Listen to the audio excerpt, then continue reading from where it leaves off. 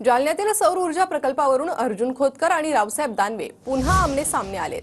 सौर ऊर्जा प्रकल्पाच्या श्रेयवादावरून खोतकर आणि दानवेंमध्ये जुंपल्याचे पाहायला मिळतंय।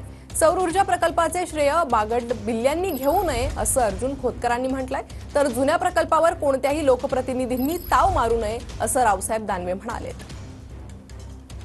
त्यांनी पाठपुरावा कोणत्या योजनेमध्ये केला, त्यांनी नगर उत्थानामधून पाठपुरावा केला, मी कोणत्या योजनेमध्ये पैसे आणले याची माहिती त्यांनी घ्यायला पाहिजे। मी त्यांना बोललो, तुम्हाला माहिती आहे का कोणत्या प्रकल्पामध्ये पैसे आले, हे कोणत्या योजनेकडे पैसे आले। मी हे अमान्य करत नाही की त्यांनी सुद्धा माग सुरुवातीला प्रयत्न केला असेल, पण आता ज्यांनी आणलं, आम्ही म्हणलो का ट्रायपोड आम्ही आणलं, ज्याने आणलं त्याला म्हणायला पाहिजे ना, तेवढं मोठं पण नाही काही लोकांचं।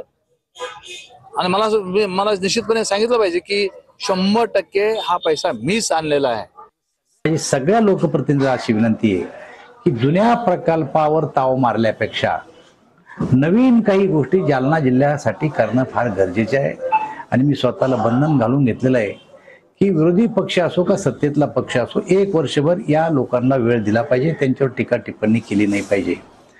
पण जुने कामं पुढं करून त्याचं प्रचारबाजी करणं पेक्षा नवीन कामं यांनी आणावं। जालन्यामध्ये करण्यासारखं जिल्ह्यामध्ये खूप काही